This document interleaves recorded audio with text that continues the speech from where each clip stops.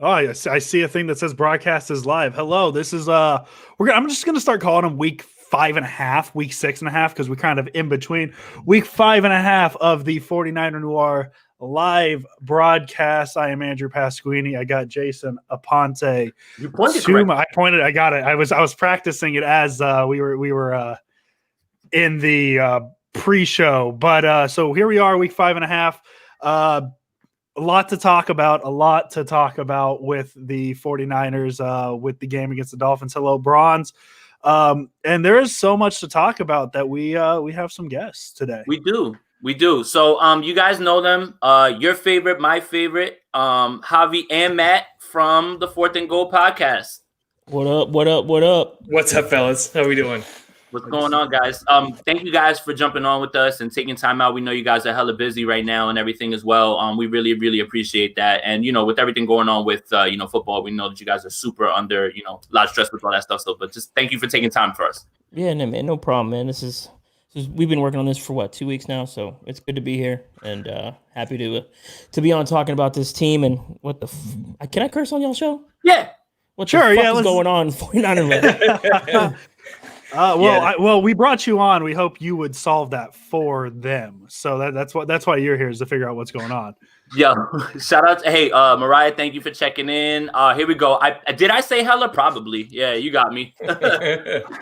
So look, before we get into everything, before we let the expletives fly, before we open up more beers to get through this, just real quick, because we know the story. A lot of people know the story. Just quick story about how you guys linked up and how you guys were able to grow your platform as big as it is, because everybody loves you, man. I mean, it was just a slid in the DM, but not for real. It was Matt was asking about what running backs would fit for a Kyle Shanahan offense. He was writing something for 49ers Hub at the time. Yep. Mm-hmm. And I said Miles Sanders. And then he agreed, and then that was pretty much the extent of the conversation. And then like a week later, I was like, "Hey man, you want to do a podcast?" He said, "Hell yeah." He said, "What do I need?" He said, I told him mic and a laptop. He said, "All right, I'm gonna order it now." And we were on the air the next week. So that was pretty much it. Matt will tell you, I don't fuck around. When I want to do something, it's done.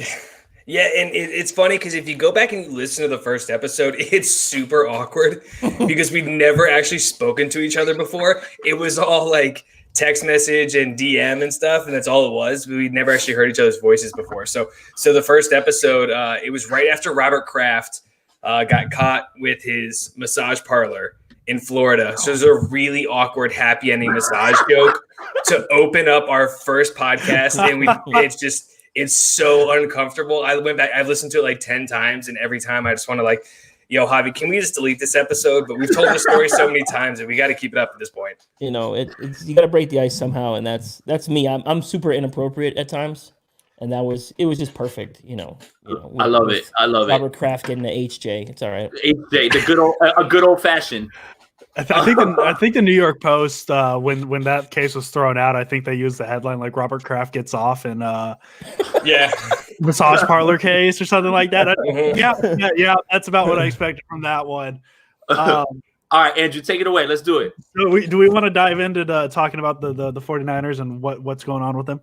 I guess we'll start with what happened Sunday. What in your guys' eyes? No, that's not where we're starting. No, not that. What the fuck happened on Sunday? Oh, excuse me. I'm sorry. I forgot we're cussing this one. So, yes, what the fuck happened on Sunday against the Miami Dolphins? No energy. No energy whatsoever. You look outside of Kittle and outside of Warner and maybe like Armstead, everybody's a walking zombie. And I don't get it. So no one looks like they want to be there. The offensive line is pointing fingers at each other as soon as one of them gets beat for a sack or as soon as one of them lets the running back get blown up. They look completely off. There's no mojo. Like last year, I said it last year, in 2019, they expected to win. They knew they were going to win. When they walked into the stadium, they had the big swinging dick and they were going to win.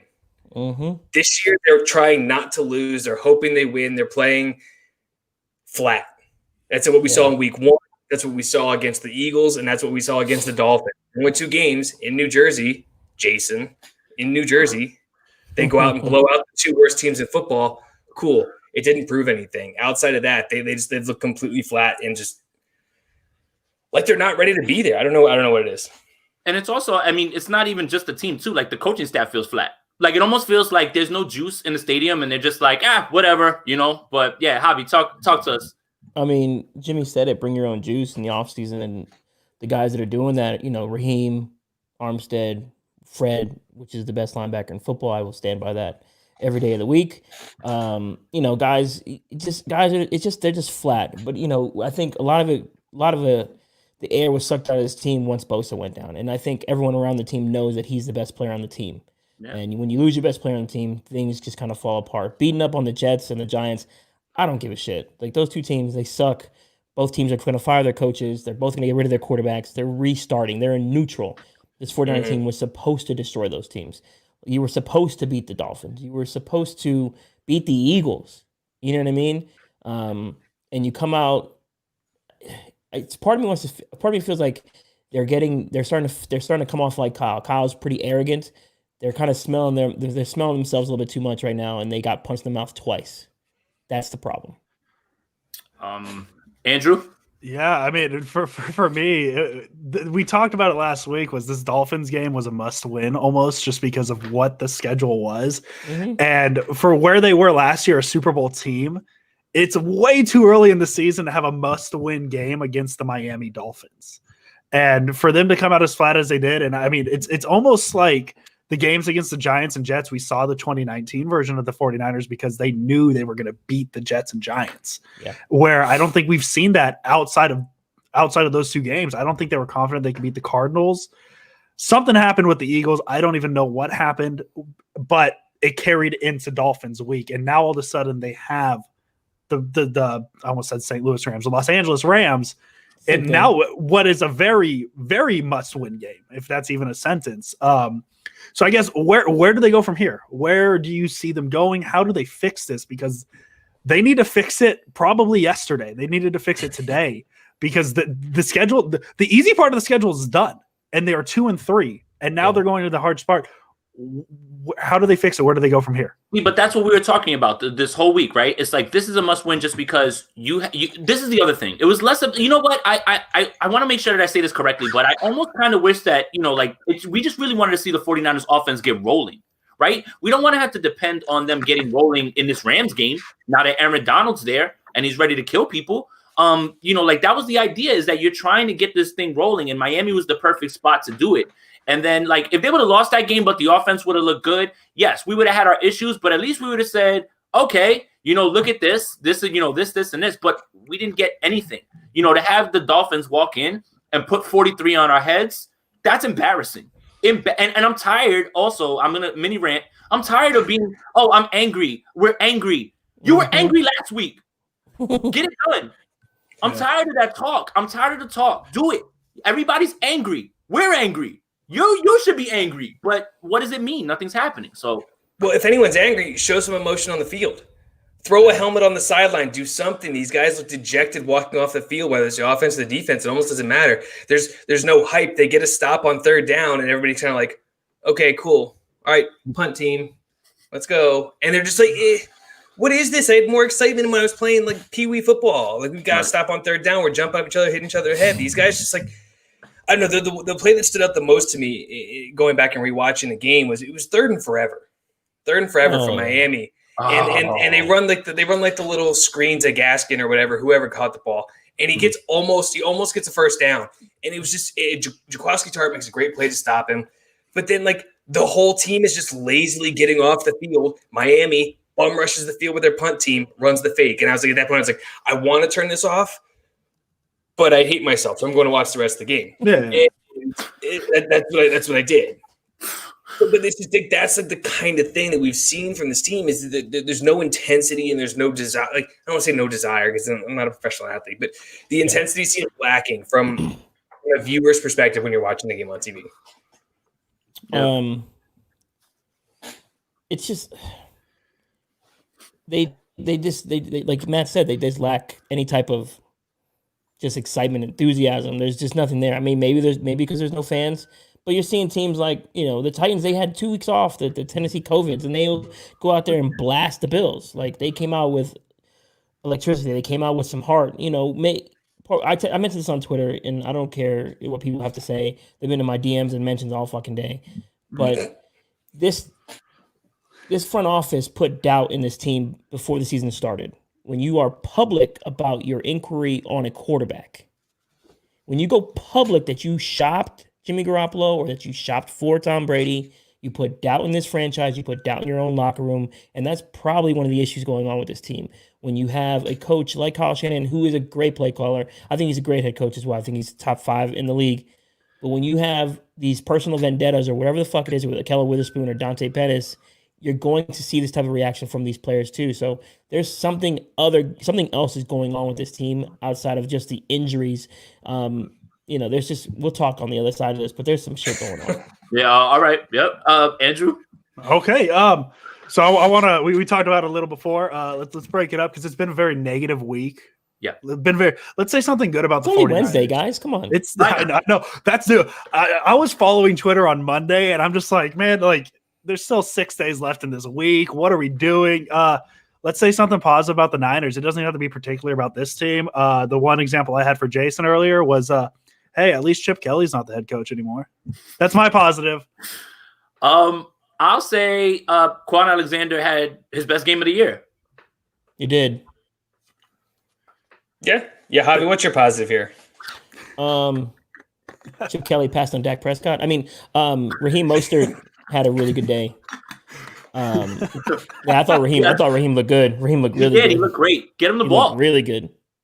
All right. 49ers legend Jeff Ulbrich was named the defensive coordinator in Atlanta. So there we go. There's the positive. That's something positive. A lot of linebacker talk right there. But yeah, no, that's the guy in Atlanta now. I guess the segue off of the Tom Brady, Jimmy Garoppolo stuff that happened in the offseason. What do you guys see the future as of week 5 of the 2020 season? I know things can change. What do you guys think the future of Jimmy Garoppolo is with the 49ers? There isn't one. Just straight to the point. There it is. Okay. I mean, I don't know if anyone listened to Kyle's comments yesterday. We can take it as a bunch of different ways, but he's telling you what he thinks of his quarterbacks. He wants to run the ball. Why? Because no defense respects this passing game. Even last year, no team respected this pass game. Tyrann Mathieu after the Super Bowl said, I wanted them to throw the ball. What? Why? Because you don't respect the quarterback behind the center. And that's an issue. We're watching Kyle Shanahan's offense be successful around the league. You're seeing it in Tennessee. You're seeing it in Green Bay. You've seen it in Atlanta. Even Atlanta getting their ass kicked every week. They're chucking the ball all over the field. Why? Because they have a quarterback that can or will do it. And on the other end of the quarterback, the receivers are catching the ball. This offense is wide open. I was doing some stats and some research, looking up some stuff. These guys, the Niners wide receivers are open. They're open. It's on film. The numbers show it, and the quarterback isn't throwing the ball, whether that's Nick Mullins, C.J. Beathard, or Jimmy Garoppolo. C.J. had guys open, and he just throws grounders like you're practicing your baseball team, and Jimmy just refuses to, throw the ball. And then Nick, we all know Nick just doesn't have the arm talent to do that. So it's just no one respects this pass game. That's the problem. Yeah, his future with the 49ers is he's going to end up on the Bears. He's going back to Chicago because I don't think the 49ers have any desire to hold on to him. Like Javi was saying, they sowed the seeds of doubt in Garoppolo in the offseason, and now their chickens are coming home to roost. Teams are sitting on the sticks.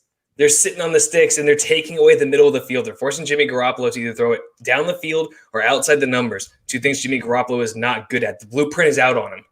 And as soon as you get a lead, and there's no, and Kyle Shanahan's offense is all predicated off play action, right? Establish the run the play action, go from there. As soon as you take away the play action because you can't run the ball, so no one's going to bite on play action, the team it doesn't work.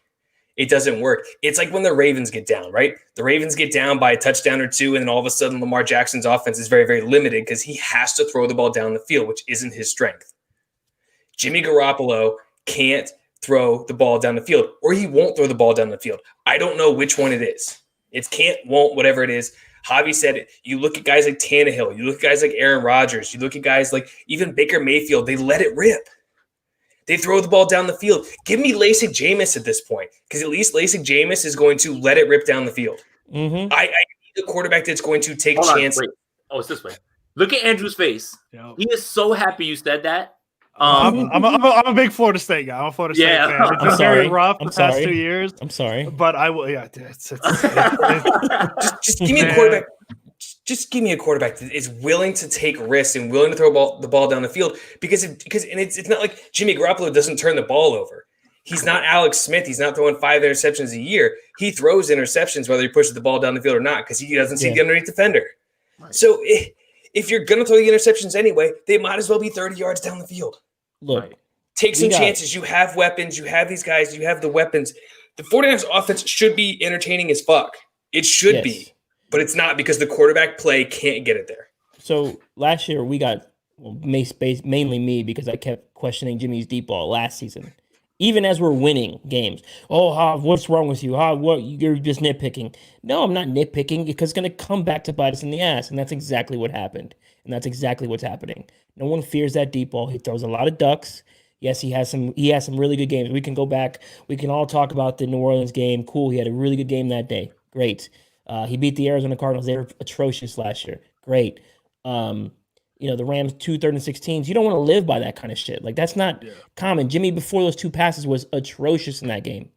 But even he should have hit Emmanuel Sanders in stride on that second 3rd and 16 for a touchdown. He missed him in stride. He missed George Kittle in stride in the Packers game, even though it was a 70-yard touchdown. Even his deep throws where guys were wide open, he couldn't put it on the money. Right. This isn't new. The Seattle Monday night game. If you look at towards the end of the game, there's a pass to Deebo Samuel. He beats Shaquille Griffin. He roasts him. And he underthrows it and it hits Shaquille in the back of the helmet. Deebo, that game is over if he hits Deebo in stride. He can't throw the deep ball or he won't throw the deep ball. It's just one of those. It's one of those 2 things, and that's driving Kyle Shanahan nuts. It has to. You can't tell me differently that it's not driving Kyle nuts because Kyle lives off the deep ball. When we first got here, what did he say? He said it when he first got here when he had Hoyer. Hoyer throws a deep ball really well.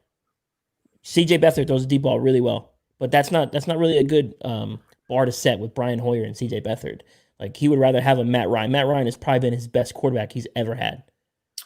The thing is this too is to go back to the Miami game a little bit. I really want to give credit to Brian Flores and the way that he coached them up and what they did. They ran a little bit of what Belichick ran against the Rams on the Super Bowl. They ran 6-1. 6-1, right? Exactly. Like you can't. There's no gaps for you to run into. Throw the ball. Like we don't trust you. If you take the run away, there's no play action. Now go ahead and throw the ball. And you saw the Rams scored 3 points that game, and they took a great game plan and they just used it. I mean, honestly, that is the way to stop pretty much any Shanahan style offense because that was McVay. If you want to do LaFleur like that, you can do it all that way. I mean, the only reason you can't do LaFleur like that is because Aaron Rodgers is a fucking man. So that's different. But it was really, that's what we were talking about last week, right? We were like, yes, the 49ers should win this game, but by no means are you going to be sitting there saying, yeah, the Dolphins, like their culture's changing. They're moving in the right direction. They brought in people to be in their secondary. They're moving in the right, like Brian Flores has now created a culture over there where that game, if that was Adam Gase, they go in there and they get rolled even by a flat 49ers team. That just didn't happen this week. And that's it. The like you guys said, the blueprint's out, man. Run 6-1 and take your chances with Jimmy, man, at this point, because aside from Brandon Ayuk, who really is going to stretch the field and who's going to get him the ball? So it's how many times was he open in that film study? How many times was he open? Yeah. Well, so there was other ones too. So the first drive too, it really got me upset too because there's the one where Jimmy's looking straight to the left, and there's two underneath throws behind him where Kyle's like this, his check is like this, throw me the ball, like this, and he never saw it. He locked in and just tossed it. I just was like, what happened? Yeah.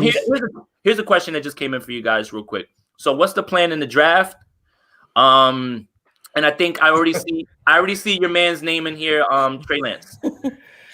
Yeah, so I sent out a tweet yesterday, or maybe 2 days ago, I can't remember now. I said I always thought the 49ers weren't going to be drafting high enough to pick Trey Lance. Now I'm convinced that they're going to be drafting high enough to pass on him to pick a defensive lineman. So, I would love Trey Lance. Patrick Jones is my guy.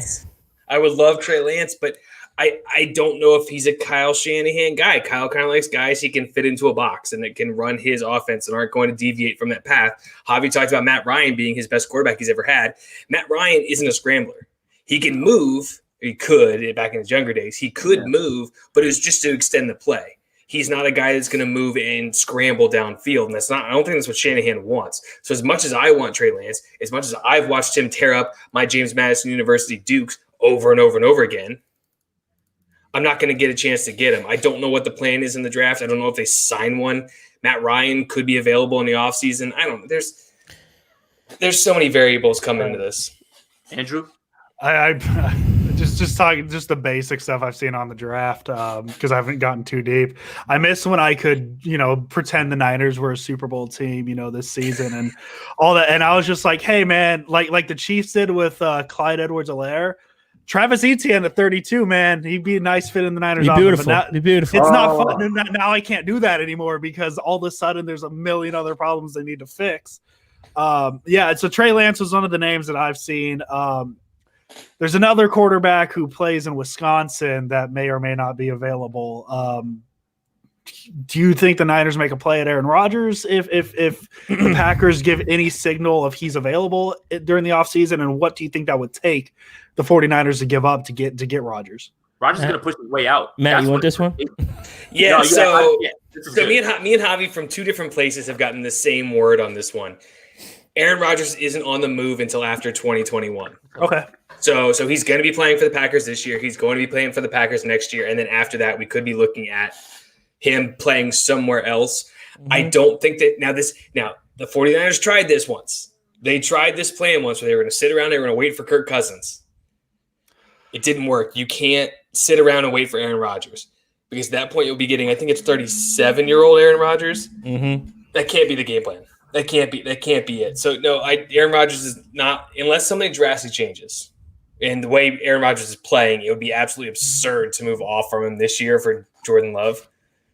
Yeah. But unless something absurd happens, Aaron Rodgers is going to be in Green Bay this season and next season before he's on the move. Damn it. And part of me just says, roll it back with Jimmy one more time, but draft the guy in the first round, and you have a guy as a bridge, and Jimmy could be the bridge guy. I don't know why I thought about this all fucking day, but that's obsessive. Me. And then part of this is like, this team, they decided to run it back and they wanted to, keep everything from 2019. You can't do that. We saw the Chiefs make improvements on the pieces that they thought were holes. Their cornerback position, they draft a kid who's doing really well. I think his last name is Ward. They get Osemele at guard because they lost a guy to the COVID opt-out. They take a luxury pick with Clyde Edwards-Helaire. They do things like that. The Niners, I understand they had to let go Defoe. Emmanuel Sanders, okay, cool, you got Ayuk. But the other holes, you needed corners, you needed another edge guy, and you needed to upgrade your offensive line. And, everyone on Twitter likes to bash me and Matt on our thoughts, but we were right. Pretty much every part of that. Defensive tackle, wide receiver, we got those two right, and we said get a center. That's exactly what we said. And no, Rich Brick's back. He tore his patellar tendon. I'm Puerto Rican. One of my favorite players of all time, Victor Cruz, tore his patellar tendon. He never played again. And he did, he did, but he never was the same, and he didn't play very much longer. And then with the D4 thing, he had back issues. The Chiefs gave him away. And good franchises don't give away good players. Like D4, without D4, we don't get to the Super Bowl. That's fine. But as you're saying, at the same time, there's a very high likelihood we never see D4 in a 49er uniform again. I tweeted that today. I was like, did y'all get y'all D4 update today? Or I just want the fans, when I say these things, I'm not trying to be negative. I'm trying to tell you to get D4 out of your mind. Forget that he's on the team because he's not coming back to help this team this year. It's not happening. We haven't gotten an update on it. It's his neck. It's his back. It's his back. It's his neck. Got to see a specialist. Haven't heard anything. Sitting in the house. It's not going to happen. It's done. So just forget about it. And go ahead. There's another guy. Not to break people's hearts, but don't get excited for Richard Sherman. Yeah. See, and that's scary too. And this is what's scary about that, right? The calf thing is connected to what? Achilles. Okay. Now here's the thing, right? And this is what we were just talking about. Do you think that if Richard Sherman was out there on Sunday, that in any way the Miami Dolphins would have dropped 43 on our heads? No, not at all. No. He would have punched somebody in the face before that would have ended up that way. Brian Allen wouldn't be on the field. Well, that too. Maybe. Depending on who Kyle was pissed off that week at. That's true too. I'm talking spicy, bro. I don't care. Oh, hey, it's okay. Yeah, and I mean, also too, talking about the calf thing, and I mean, the most comparable one that pops into my head was Kevin Durant in last year's finals, right? Yep. He has the calf injury, lingered around, he came back, and Achilles gone. So like, and that's the thing too, is Sherman on the IR for 3 weeks, and all of a sudden now he has a setback. We don't know how long it's going to be. It's the injuries are mounting up, and it's tough. It's really tough because these aren't easy injuries to deal with. Because I mean, D Ford going from it was originally like a back thing, right? And now they're saying it's a neck back, whatever it is. Nobody really knows. Same thing with Sherman. These are injuries that aren't easy to come back from. Yeah. So it's tough. And like you said earlier, the Chiefs knew something. You don't get rid of a player of that caliber, and you especially don't get rid of a player at an edge position. Wait, the sack leader also? The guy who led the sacks, you're just like, yeah, you can have him. Oh, okay. So me and Matt, you guys know we do work for PFN, and we do Ben Albright. He's a Broncos, but he also covers the AFC West. I asked him a couple questions about D Ford. I mentioned the back and the neck. He said that's been a lingering issue his entire career in Kansas City. A couple people I've talked to about D Ford, and I mentioned this a couple times on Twitter. The Niners kind of mismanaged his practice snaps, whereas with KC, he was a Sunday player only, meaning he would do walkthroughs, and Sunday, that's it. The Niners pushed it a little bit too much in training camp, pushed it a little bit too much during the season in practice, and you don't get to see the full, ability of D Ford. D Ford is a pass rusher. He has one thing and one thing only to do. He doesn't drop into coverage. He gets the quarterback. He said it in his introductory presser. He said, go that way. That's exactly what he said. And for the Niners staff to not take that stuff into consideration, or maybe they did and they just didn't care, or they just messed up the entire thing. But now you lost your $20 million pass rusher who gave you 30% of the snaps and 6 sacks last year. I'm cool, man. It's time to get a new guy. Sorry, and it sucks because D Ford, when he's healthy, he is a force. He's a force. Yeah. Man, and these guys that are coming back, So Julian Taylor, Ronald Blair, and I love Taylor, by the way. Weston Richburg. We're huge guys on Taylor. We think he's awesome. I also don't think they're such impact players that they're going to turn this team around. It's not. To answer that one, I'm sorry, I didn't mean to cut you off, Matt. He got traded today. He got traded today to the Jaguars. So yes, he got traded. He got traded. I thought he was going to get released, and I thought the 49ers were going to pick him up slyly. And when someone gets traded within the division, that kind of tells you what the team thinks about him. So, right. They're like, you know what? I don't care that you're going to see us 2 times. We're not afraid. But go ahead. I'm sorry, Matt. No, it's just those 3 guys aren't going to be like saviors of this franchise. They're not going to be the guys that are going to completely turn this season around. Andrew, you talked about it at the top when you said that the schedule is brutal because the next 7 games, you've got 2 against the Rams, you got 1 against the Patriots, 1 against the Bills, 1 against the Seahawks, and I'm missing 1 game. I think I can't remember. Someone else in there that's really good. Patriots. I got the Patriots. It's a brutal stretch. It's a brutal stretch of Rams, Patriots, Seahawks.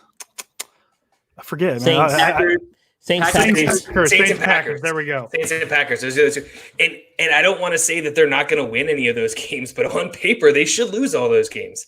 They're going to be dogs in all those games unless major injuries impact these other teams. Yeah. So I don't know. Say something positive, quick. Go.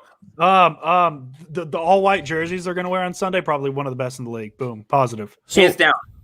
And Emmanuel Mosley was in practice today with a blue contact jersey. Boom. I will say this: getting Blair back moves Armstead inside next to Kinlaw, and that helps. Good. It helps a lot. Boom, positive. Brandon Ayuk is everything we thought he was going to be, and probably more if he had better quarterback play. He would be unreal and probably in play for Offensive Rookie of the Year. Boom. Boom. Positives. So let's. That was like a backhanded positive, but it's all right. It's sort of right, like that. Like when you started getting to better quarterback play, I was like, this is going off the rails here. So I guess we're talking about the schedule, the future. What's the realistic expectations from here? Just the 2020 season with the stretch. What do you see the 49ers record being?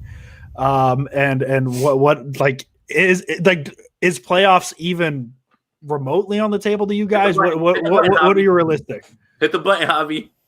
Playoffs? Don't talk about playoffs. You kidding me? So on the breakdown on Sunday nights, which we do for PFM, we wrap up pretty much all the action for Sunday football. And every week we like to eliminate one team each from the playoffs. Okay. I eliminated the 49ers last week. After that performance against the Dolphins, that's the team that I picked to eliminate from the playoffs. I don't think they have it. The quarterback situation is such a quagmire. It's just it looks bad on paper. They're struggling to really put it all together. And because of that, I eliminated them from the playoffs.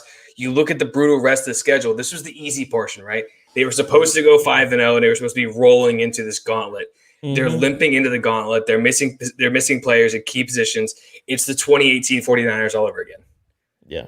They have no pass rush, which is making the secondary look a lot worse than it is. The offense is struggling to move the ball. 5-11, maybe 6-10, yeah. 6-10 tops if they steal a win or two here or there. But this is the team I eliminated from the playoffs. The offense has to carry the load the rest of the way. Right. And we knew that right. the offense is healthy. Yeah. That's the fucking problem. Like, that's the shit that pissed me off. The offense is healthy. You know, Jimmy, yes, he had a high ankle sprain, but to me, it's like, okay, if you had a high ankle sprain, why are you staying on the sideline 2 games in a row for 3 hours? If you had a high ankle sprain.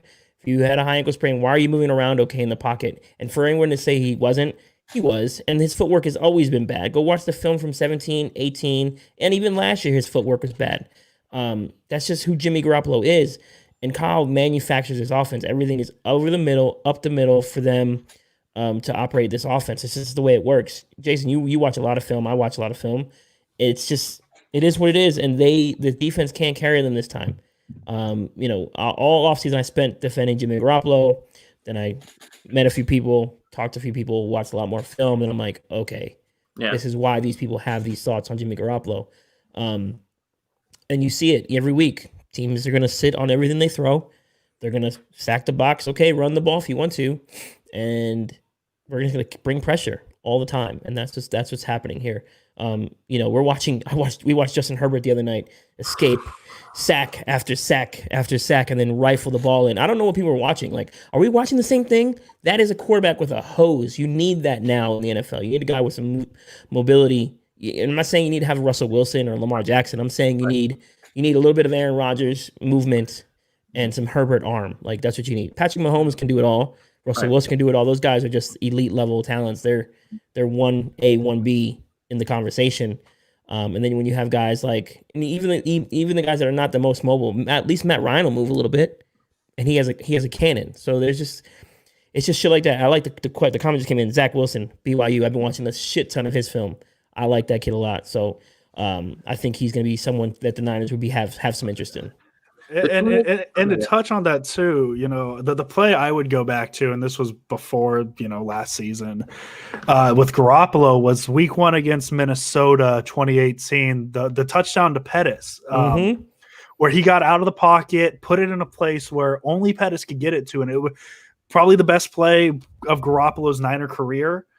I don't see him doing that anymore. I don't think he has that ability anymore, and whether it's the ACL, whatever it may be, that's things that, like, I mean, look at Herbert's first touchdown against the Saints on Monday, moving the pocket, getting it. Like, it, you know, obviously a little different than the Garoppolo play, but roughly the same thing, right? Got out of the pocket, got it in a spot where the quarterback can, or only his receiver could catch it. I don't see Garoppolo doing that anymore. I don't think he can do it anymore. And that's really where the regression has come from to me is just whatever it is, whether it's the ACL, whether it's, you know, the sloppy footwork that's always been there. I don't think he can do that anymore. I think a lot of it is he's handcuffed. Yeah. So it's a lot of things. Right? So it's like, you know, even Jimmy doesn't throw with anticipation, right? He doesn't throw guys open. Guys have to be open. That's an issue, right? In this league, you throw guys open, you know, at times. Like, you have to put it in a place where only he can get it. And then right after Ross Dwelly misses that block and Jimmy gets destroyed, go back and watch the next play. And watch his pocket. Watch his feet. Watch his feet. He's floating the entire time. I've never seen footwork like that from a quarterback. Like, he's just like, like, and then he just gets rid of it. He's just like, and I was like, oh my God, he's shot now because he's afraid of getting hit. And Now, the accuracy is going a little bit, more now because he's just like just not move, like he's moving in the pocket, but like in a circle, just tap dancing, and it's like. Guy in the comments, Daniel just brought this up, and it's actually a really good point because this is something that we saw from Derek Carr. Derek Carr, after he broke his ankle, he was on pace to take that Raiders team maybe to a Super Bowl. That was a really good Raiders team, and he was playing incredibly well. Yeah. And then Derek Carr comes back, and he has the yips. And it's now taken him 2-3 years to get over that before he's ready to be good again. Jimmy Garoppolo looks pretty similar. It looks like he's gotten a little bit of the yips, and he can't do it. He's missing guys down the field. He's never been terribly, terribly accurate, but the way he's missing guys when he pushes the ball down the field, or even when you saw it on pretty much every play against Miami, where even his completions were like George Kittle's open over the middle, and George has to fall back on his back shoulder to catch a pass, and all of a sudden you take away his best ability, which is his rack ability. That's a good question. Yes, the answer is yes. Yeah. Yeah, it is. I love Javi right now. Javi's just like he's just not here. He's not here to mess around. He's just here. What is it? I'm all out of bubble gum. Yeah, it's Rowdy Piper. This team went to the Super Bowl last year. This team is talented. The offense is healthy. Debo is healthy. Ayuk is healthy. Kittle is healthy. The offensive line is healthy. You're missing one player on the offensive line, Weston Richburg. Is he that big of a difference in this offensive line? I don't think so. What the fuck's the problem? You have to either point at Kyle or you have to point at the quarterback. And I'm pointing directly at the quarterback because his play calls are pretty much perfect. Guys are running wide open. There is a safety valve in every play anyways for Jimmy to get the ball to. It's designed in a certain way for Jimmy to run it. The comment there, Jordan Reed. Yes, you're missing Jordan Reed, but you still have George Kittle. George Kittle he's the best tight end in football. The right guard, Daniel Brunskill. Everyone swore he could play every position on the offensive line. I was one of those people, but now we're seeing he really was just a swing tackle. And he was the starter coming into the season too. So it's not like the starting right guard goes down. He was the starter from the get, right? Yeah. So let's not pretend like the starting right guard is hurt. It was Brunskill because Shanahan doesn't value guards. He doesn't. He values the center that can run his offense. He values tackles that can keep the quarterback upright, which McGlinchey can't do right now. And even Trent Williams is starting to struggle because they are going right after him because he's the only good one on the offensive line right now, the only consistent one on the offensive line. So they're sending everything they got at him to fool him. And it's just – he doesn't value guards, and that's something that he's going to have to get past. The NFL is changing. We talked about these quarterbacks that can move. Jimmy Garoppolo was loved so much in New England because he was built out of the Brady mold. He's built out of the system quarterback, dink and dunk. Now I have to push the ball down the field, but to stand in the pocket steady and get rid of the ball quick. That's what he's built on. Now all of a sudden you can't do that. What's the plan for dealing with Donald? Pray to whatever God you believe in. I got it. This is how we get him out. Remember the Thursday night game where we got him kicked out? Get him pissed and get him thrown out of the game. It was Monday night game because I was there. I was at that game. 28-0. He got mad and he threw his helmet and he hit somebody and he got kicked out of the game. So yes, get him pissed off, get him out of there. Daniel, you're really, you know what you're doing by asking me that question. You know exactly what you're doing. Like that's not that. You know what I'm about to say to that. Listen, it's either you play McKivitz or you move Kittle to right guard. That's it. That's it. Like, Can Le'Veon Bell play offensive line? Huh? Can Le'Veon Bell play offensive line? Why don't we just do that? I mean, corner. I ran out of characters on my tweet earlier, but I was definitely going to throw in like Le'Veon Bell to the 49ers just to get a rise out of Jason. No. It's and I agree with Mr. Munoz here. Give McKivitz a shot. I liked him at West Virginia. I thought he was a solid player. We talked to Adam Snyder. Adam Snyder said a lot of positive things about him. He's strong. He's good feet. The only issue with him is his reach is not he doesn't have a very long reach. That was really the only issue. So let's get him up. If Brunskill's not the guy, then go ahead and move him in there. Like I don't know what we're doing with all these band-aids. Rip them off and go ahead and go for it. I said on the last pod, like if we're gonna go down swinging, go down swinging, go down fighting. Like enough of this shit, 3 and outs, and you're getting your defense tired. You're getting guys banged up all over the fucking field. You gotta do that. What was the stat last year? Didn't they go like 6 games without a 3 and out or something? Like to start the year, it was something crazy like that, and they had a 3 and out like the second drive of the season. And that's been a trend that I've noticed with the offense too, is there's been a lot of 3-and-outs this year. Just a lot of them. It's kind of gross. They're getting stuffed on first down. They lead the league in first down sacks. They're playing behind the chains on first down. That's part of it. And then when you are in those second and longs, the teams don't respect the pass game, so they're sitting on everything, and everything has to be over the middle.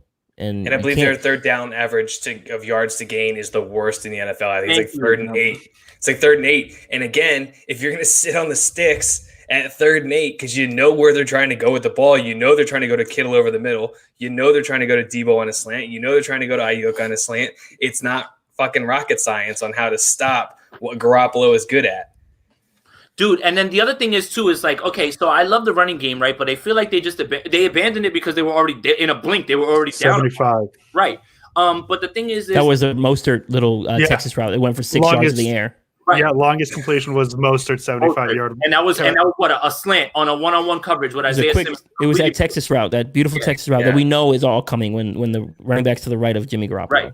And then the thing is that the running on first down, running on second down, if you're getting stuffed, and then like that was going to be my point. Like 3rd and 8, 3rd and 9, now that seems like 3rd and 28. It might as well be that, at least right now with the way this offense is playing and the way that they're not protecting, man. It's just you have to if you want to at least get this going in the right direction, the 49ers have to come out and pound the fucking rock on Sunday night, man. Like, they have to, and they can't let themselves get down a bunch in this game, man. I don't know if that's possible, but the only way to get this shit straight is to get the running game back. Every time Mostert touches the ball, I feel like he's a threat to take it. He was great on Sunday.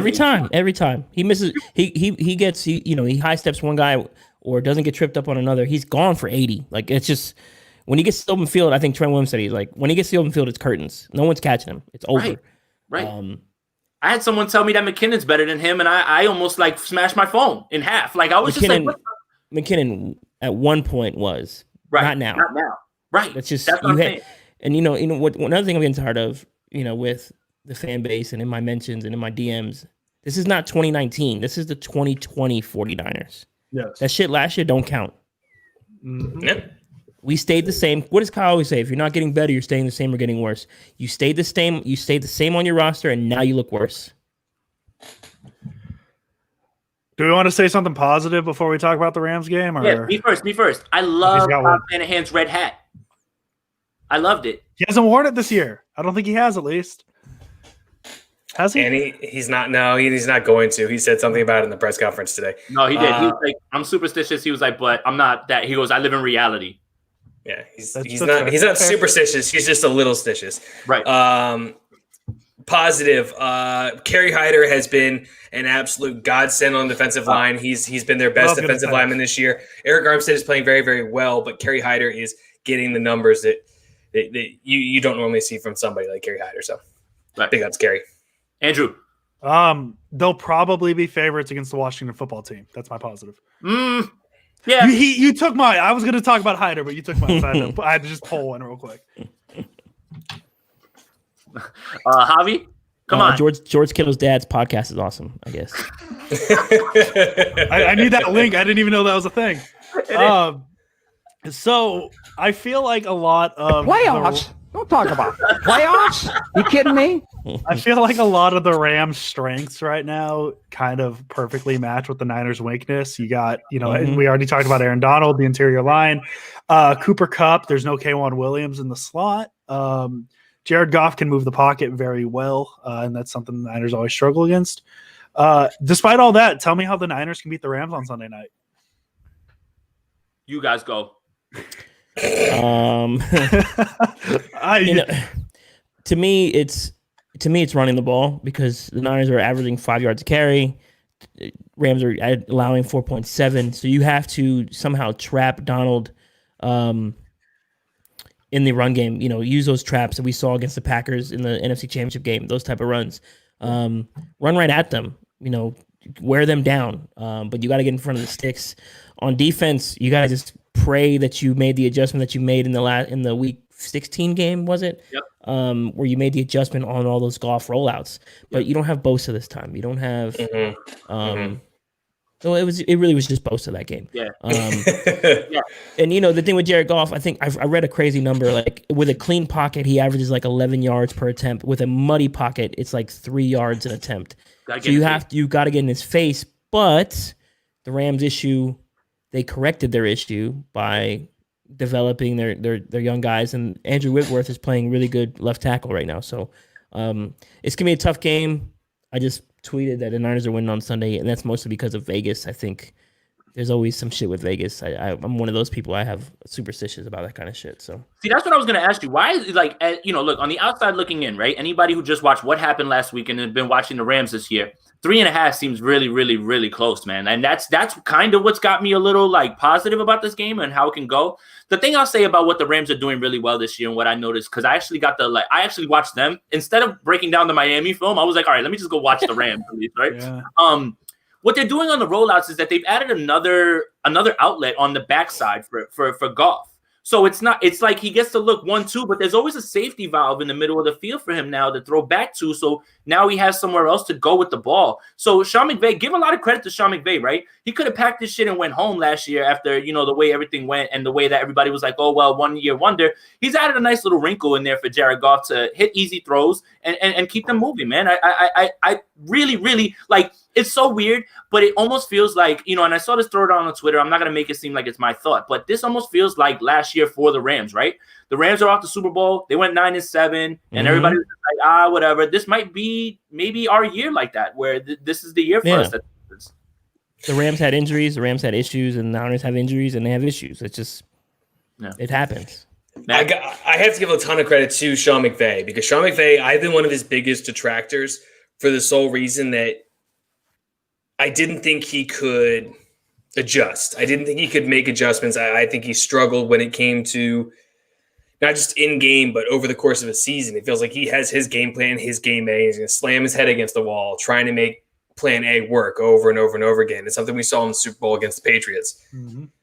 He did it a lot for the beginning of the season last year, where the blueprint was out on how to beat him. And then towards the second half of the year is where you started to see McVay get into his bag a little bit further.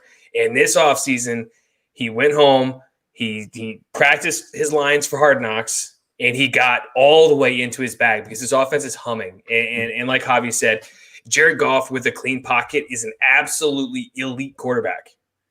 An elite quarterback. His arm talent is undeniable. But the problem is once you put any kind of pressure in his face,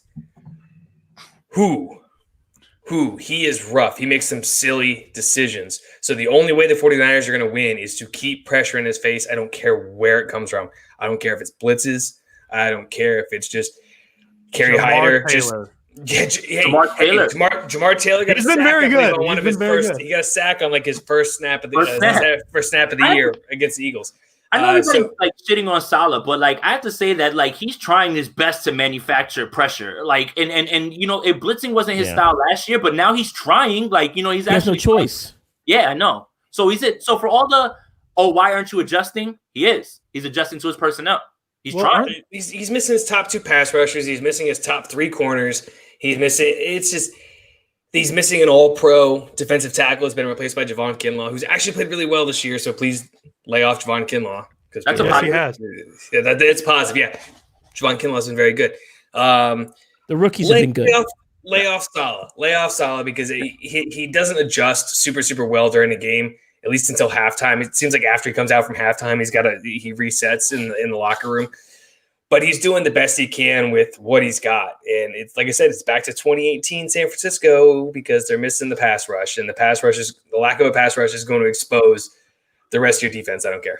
So I'll do this for your show. Just something that I'm about to hop on my other show. Just a little insight. Le'Veon Bell to decide who he's going to play for tonight or tomorrow. Chiefs are the front runner. Okay. So there we go. Way to go, Chiefs. I'm going to cry in my CEH shares for all my fantasy leagues now. God, why, man? Oh, my God. And you know what? And to touch on Matt's last point, Kyle Shanahan makes the decision on the starting roster, not Robert Saleh. So think about why Brian Allen was out there. Everyone just think about that. I don't want to pile on him, though. Like, I'm not trying to, Kyle? Yeah, or no. Robert. Oh, no, it's not Brian Allen's fault. No, it's not his fault. It's not his fault. Yeah. like I saw it all on Twitter and everything, and everybody's like, "Oh, get this guy out of here." It's like, man, why are you? First of all, putting you don't even have one cornerback that you can put on an island to do that, and then you're gonna do that with a practice squad guy. Yeah. Come on, man. What are you doing? Meta. If you watch Pittsburgh football, if you watch Pittsburgh at all, he played a couple preseason games for them. He was a safety, he was / a corner. He wasn't very good. The minute I saw that tweet that's now running with the first team to start the game, I was like, you gotta be fucking shitting me. I'm serious because I'm from Philly. You know this, Jason. Like I'm from PA. I follow the PA teams, and Pittsburgh is a PA team. So I was like, all right, okay, cool. I know when they added him, I was like, whatever. He's probably just a special teams guy for the Niners. And then they start him. I was like, yo, no shit. All four of us can run an offense and throw at that guy with Devontae Parker on the other side. Like, come on. Yeah, and the first throw was to Preston Williams, and it's like it's like Fitz was like, okay, there he is. Like it's where's Waldo? And they were like, all right. And then Jason, where's Fred Warner? Like 48. There we go. To be fair, Fred Warner couldn't really do the on the island thing either. But the thing is like you see this happening, and then there's no sort of like, okay, shade someone over there, maybe and then the whole Witherspoon thing. It really, really pissed me off. Like when I heard, oh, he's going in the game, that got me even more mad. Like it reeks. I was happy. There's something else there. Everyone needs to figure that out. There's something else there. It's not because Witherspoon's hamstring. He looked fine on film. He looked good before the game started. There is an issue with Kyle and Akella Witherspoon. They tried to trade him in the offseason. Joe Woods wants him in Cleveland. Like this. That's what's happening. Like, let's be real here. Andrew? And I made the point I was going to make. We talk about Saleh and the Niners defense. They're still allowing the 5th fewest yards per game in the NFL right now. It's not a bad unit, and Saleh's done a great job. Like, it's not all of a sudden Saleh's a bad defensive coordinator. It's not all of a sudden Kyle Shanahan's a bad head coach. It's just last year the Niners caught a lot of the breaks that led them to the 13-3 Super Bowl appearance. This year, they're not catching any of the breaks, and that's what you're saying. Andrew, what do you mean? Run it back. Yeah, it's that easy, right? Like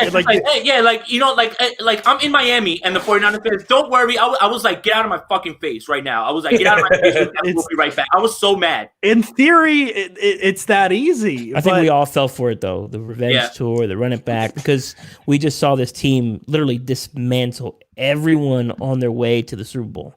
The only real challenge to them was Seattle. Seattle was the only one that played them tough, like for real tough. You dropped a couple games. You dropped the Atlanta game. We were at that one. That one was just, you're missing your entire secondary. Julio Jones was going to go off, and then the Ravens game. This is where I start to question Kyle. Your 4th down decisions. You sit on the ball at halftime in the Super Bowl. This is where all that stuff comes up with Jimmy Garoppolo. His Garoppolo's second interception on Sunday. I don't think it should have ever happened because Shanahan. They should have just gone into the half. They were already down 20. Just take it to the half. But he was calling those timeouts, and I literally tweeted before the interception, like, "Yep, calling timeouts here. Only good things can happen, right?" And like, what? Like, I don't know why he just didn't take it in the half. And he does make a lot of those decisions where it's just. Okay, what's the end goal here? Man. Well, Guy Haberman and John Middlecoff pointed out on their pod that they released Sunday night. The Miami Dolphins kicked 3 field goals underneath the 2-minute mark. Yeah, and that is absolutely banana land to imagine a team kick 3 field goals under 2 minutes. It's unreal. And I don't know if that's the only time it's ever happened in NFL history, but I have to imagine it's very close to, and it's probably the last time I'm going to see it in my lifetime. Well, Middlecoff went crazy on the 49ers. Like, he lost it on like, and like, he didn't lose it, like, going crazy, but like, he was like firing like all the shots, man. Like, I got to listen to it, and I was just like, it's hard to disagree. Middlecoff's going off, bro. Yeah, it was hard to disagree with what he was saying. Like, and remember, former scout, not just a talking head. That's a guy that knows his shit. So the Niners are too good to be this bad. That's the problem. That's what it is. The talent is there. It's just something whether you want to say it's the injuries, whether you want to talk about a Super Bowl hangover, whatever it may be, just something. But the advanced analytic, guys, the advanced analytics, David Lombardi loves to type that shit up. So we've got top five PFF graded guys, right? So we should, it's not easy. Yeah. In 2019, when it rained and the sun was at the east, Jimmy Garoppolo threw this pass and it was completed. Like get the fuck out of here with these measurements. Like this is not 19. This is 2020. Yeah. Also, the season doesn't end because injuries happen. Let's be very clear about something. The season doesn't end because injuries happen. So everybody going, well, the injury's this, the injury's that. They still have to fucking play the games, man. And if you're still going to come out flat and you're going to come out with no confidence, you're going to come out uninspired, and you're going to come out play just bad football, I mean, shit. So when I sent that tweet that said, like, confidence is their biggest issue, because I firmly believe that. I don't think they're going to win a ton of football games this year because of the injuries. That is a fact. But they can at least be in football games. They can be competitive. They can make it interesting to watch. They can make me not want to gouge my fucking eyeballs out. Yeah. Here's a question for you guys. Be confident and do that. How much is this team missing? And I know Javi, you gotta dip real soon. Yeah. So maybe we'll leave it here with this one. Matt, you're gonna stick around with us for a little while. Yeah. I mean, okay. So how much is this team not only missing Richard Sherman on defense, but how much are they missing Joe Staley just being there? Like, Javi, take this one, man. A lot. It's just, Javi don't give a fuck today.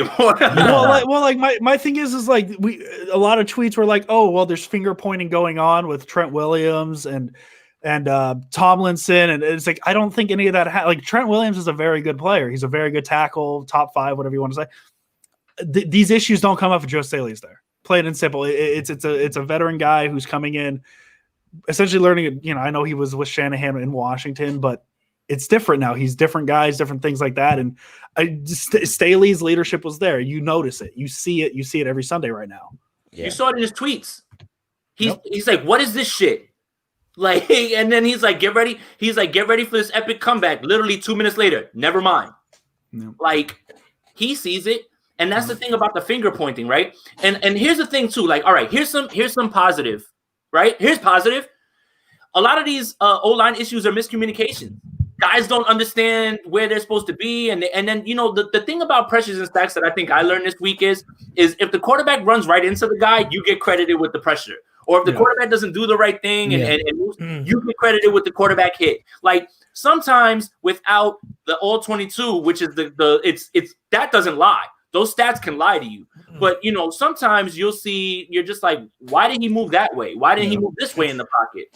And Javi, thank you for joining. We really appreciate you coming on. Well, once y'all finish, I'm not going to be on, but I'm running the Draft Insider show. Stay tuned. There's going to be some information probably regarding the 49ers on that show. So I'll retweet that out. But I'll holler at y'all in a few minutes.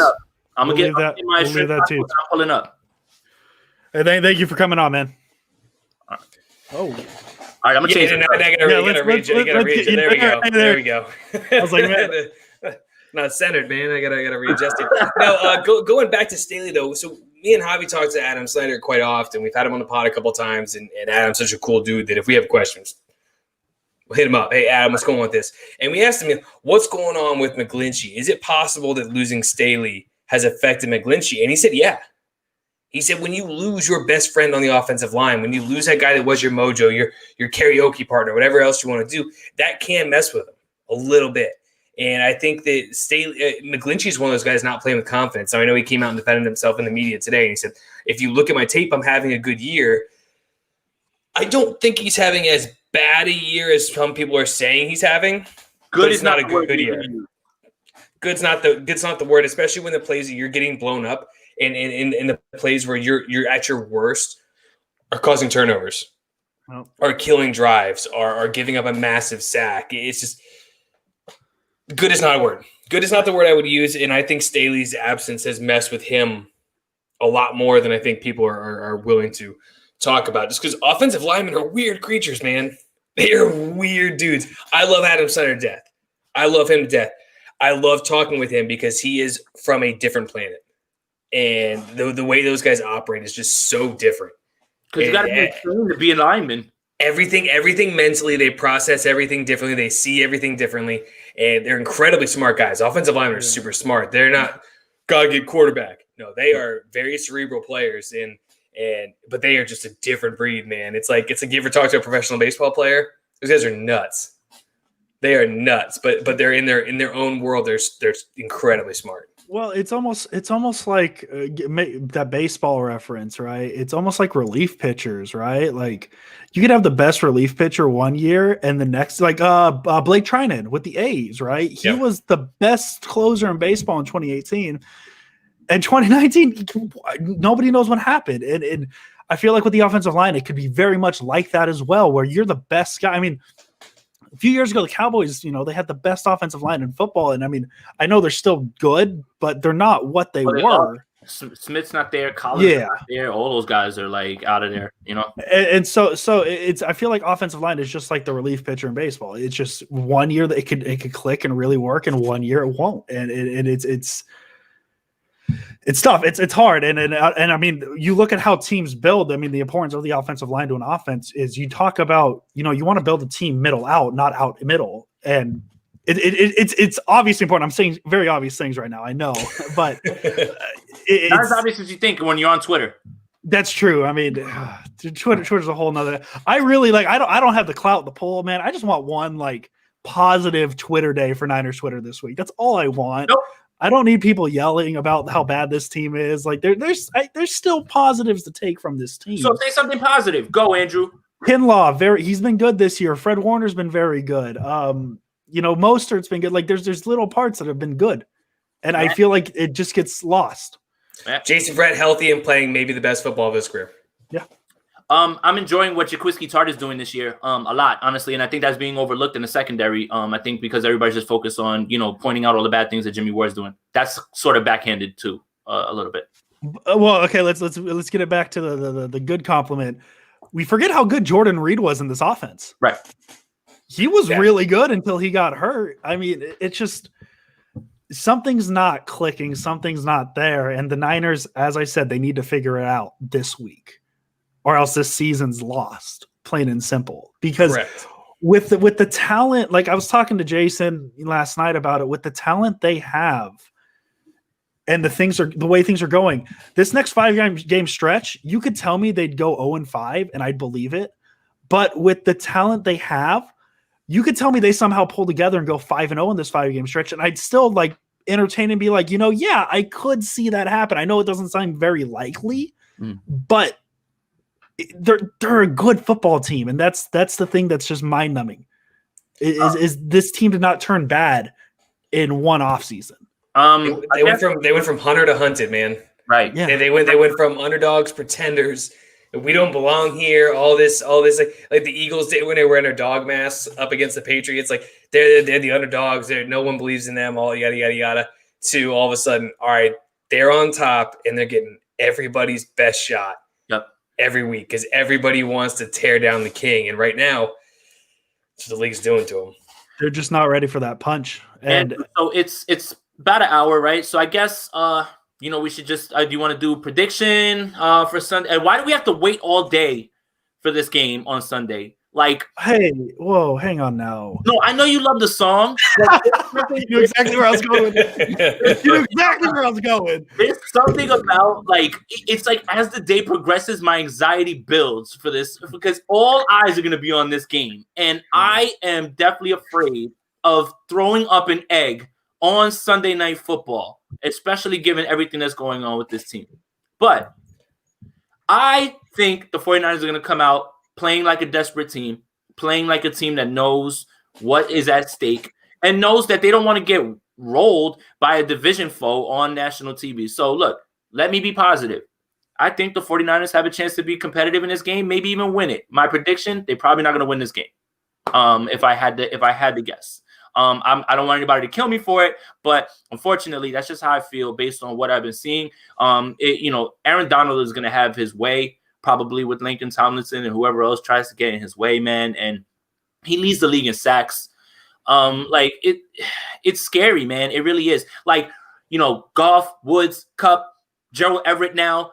Higbee was a thing last year, and now it's back to Gerald Everett and all the things that McVay has been doing to adjust this offense and get Jared Goff easier throws, man. It just makes me scared. The reason that, and then Matt pointed it out, you have to hit him. But if we can't consistently get blitz, we can't get pressure, then I don't know how this happens. No. Matt? All right, so I think we're going to see Jimmy Garoppolo get the ball with 2 minutes left in the game. I think we're going to see him put together an incredible drive. Going to get all the way down the field. He's going to roll out. They're finally going to get a play action rollout to work. He's going to hit Ayuk in the corner of the end zone as time expires to cut the lead to 17. Because I really think the Rams are gonna. I really think the Rams are gonna crush them in this one. I don't. McVay's in his bag. That team is rolling. They're 4-1.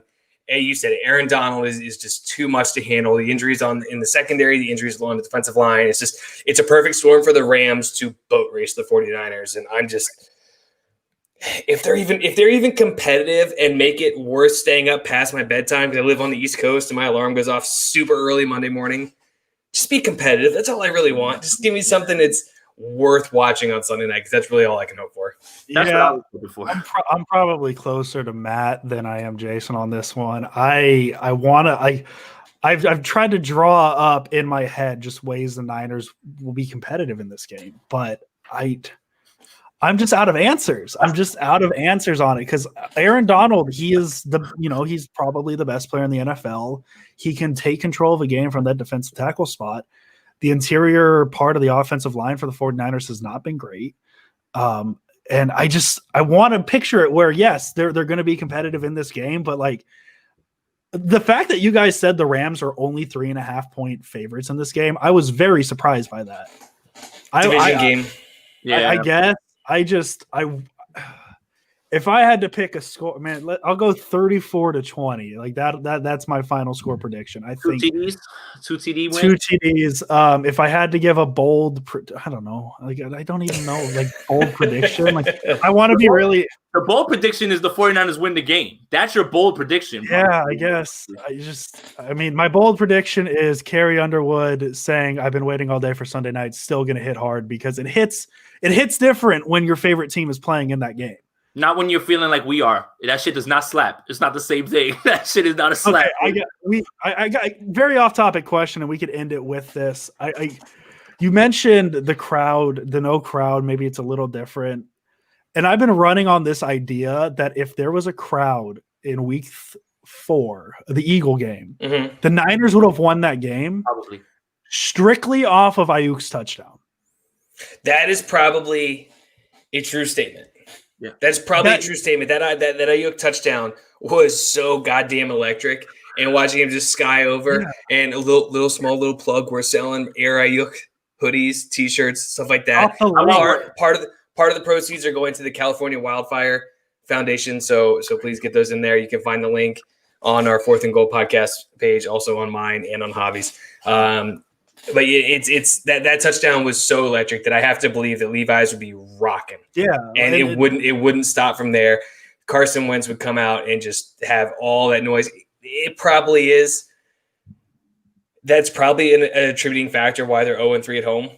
Yeah. Because if you look at the 3 losses at home, they played poorly all 3 games, no crowd. There's a whole bunch of stuff. And, like I said, 2-0 in Jersey, 0-3 at home.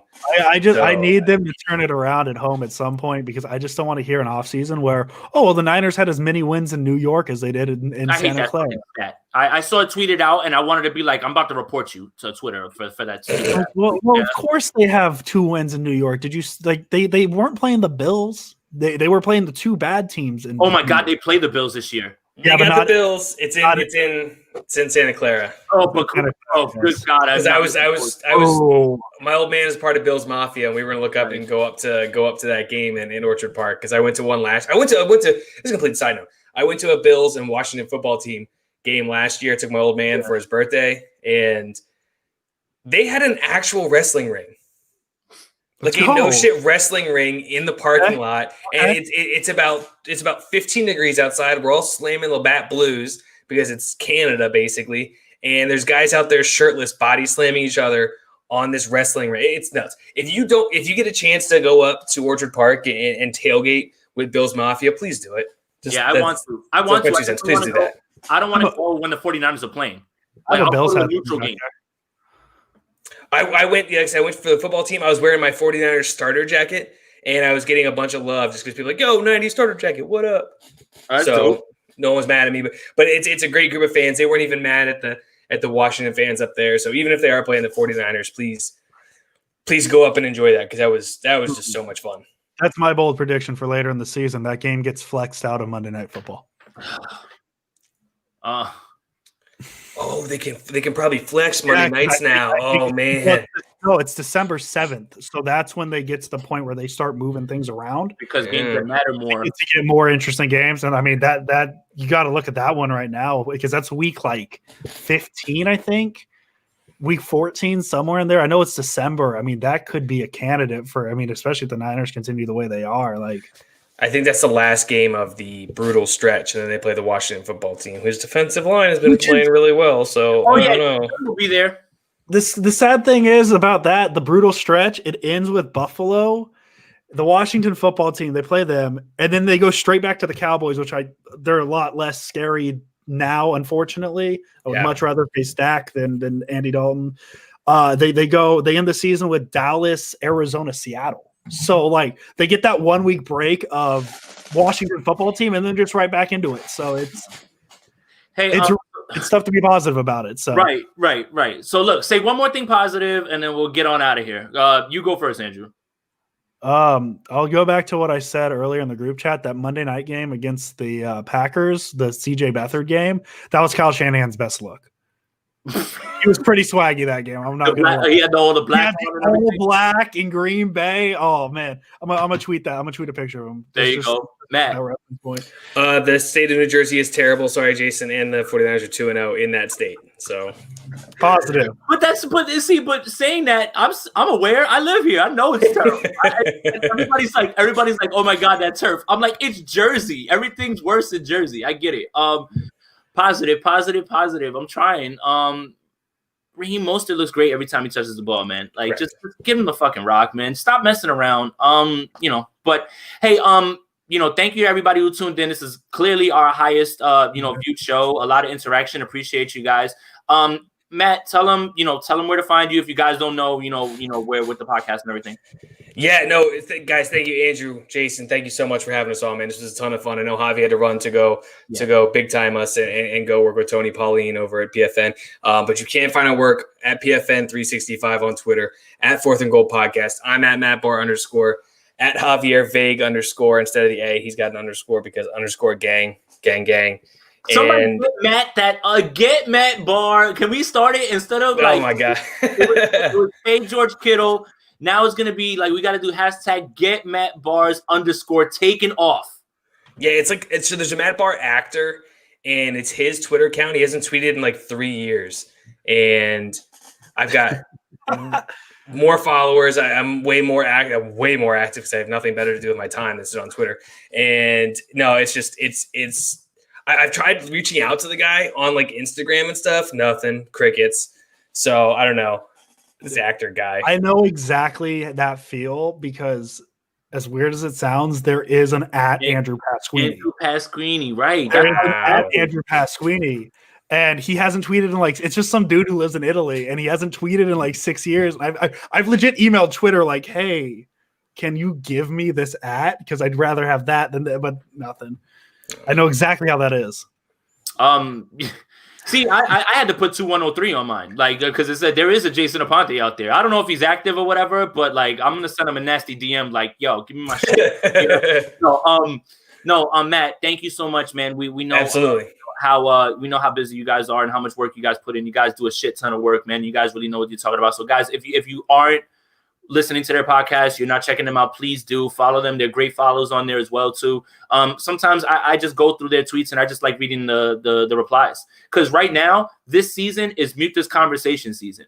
I tweet stuff now and I mute it. I don't even see it anymore because I don't want to see shit anymore. It has gotten that bad, and I can't imagine what it's like. I am on the smaller scale of this. Matt has 10,000 followers, so I can imagine.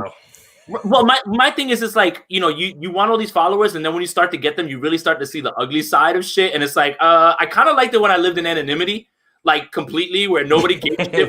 When I tweeted shit and nobody cared, I almost feel like that, though, but at times it's a little frustrating. You got to take some mental health days and protect your peace on Twitter these days, man.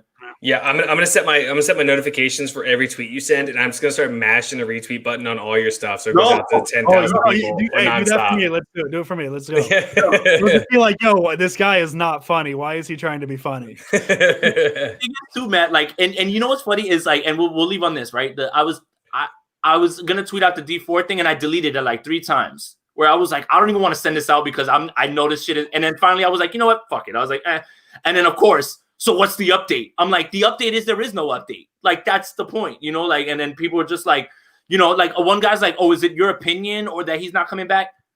He's not coming back. They're not saying anything. Like, it's not happening. Like, it's my opinion, yeah. But they're gonna tell you soon that it's not happening. So like, yeah. Can we end this by putting Daniel's the last comment just on the screen? We'll close out with that on the screen, just for that last second. No, one more up, one more. There. That's great podcast. Thank you for that. I appreciate that. I didn't want to read that. No, let's close the podcast with this up right there. Let's hope that's true. Matt, thank you. We really appreciate it. It was great talking, fun talking to you. Good luck with everything the rest of the season, and I guess go Niners. I guess that's how we'll end that. Yeah, Matt, we'll talk, bro. Absolutely. Yeah, let's go Niners. Go Niners. Waiting all day for Sunday night, right? We've been waiting all day for Sunday. Yes, that's exactly how Karen would sound. All right, guys. Thank you for tuning in. And, go Niners. Let's do it. Thank you. All right.